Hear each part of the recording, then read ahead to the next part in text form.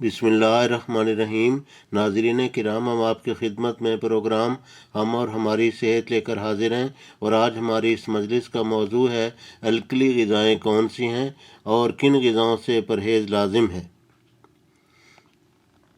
جواباً عرض ہے کہ صحت مند منی اور منی کے کیڑوں کی پیدائش و افزائش کے لیے مفید غذاؤں کے ساتھ یہ بتانا بھی ضروری ہے کہ کن چیزوں سے پرہیز کیا جائے۔ بس اول پرہیز تو یہ ہے کہ بیچاری بیوی کا تانوں کے ذریعہ سے سار نہ کھائیں، کیونکہ صحت مند منی پیدا کرنا مرد کے ذمہ ہے، نہ کہ بیوی کے ذمہ۔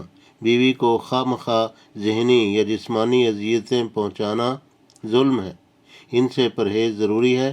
اس کے بعد الکلی والی غذائیں کھائیں جو یہ ہیں، اور ایسڈز کی یعنی تیزاب کی جو حامل غذائیں ہیں ان سے حتی الوسع پرہیز کریں۔ الکلائن ایسڈ والی غذائیں درج ذیل ہیں۔ مغزیات میں اخروٹ، بادام و دیگر مغزیات، پھلوں سبزیوں میں سیب، لوکارڈ، کیلا، چقندر، گاجر، گوبھی، پیاز، شلگم، ناریل، کدو، کھجور، خصوصاً عجوہ کھجور کا نام ہے، اس کا کھانا مسنون ہے اور بعض معالجین نے صرف اس سے بے اولادی کا علاج کیا ہے۔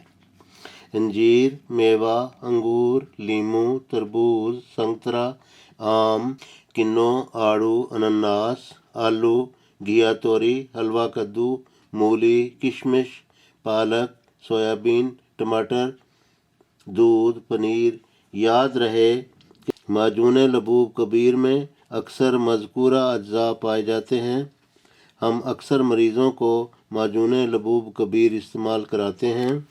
ناظرین، یہ اصول ذہن میں رکھیں۔ مذکورہ بالا چیزوں میں سے جن کے جوسز تیار ہو سکتے ہوں استعمال کریں، یعنی جو سبزیاں، پھل اور ڈرائی فروٹ وغیرہ ہم نے جس کا اوپر ذکر کیا ہے، جن کے جوسز تیار ہو سکتے ہوں وہ آپ جوسز کی شکل میں استعمال کر سکتے ہیں۔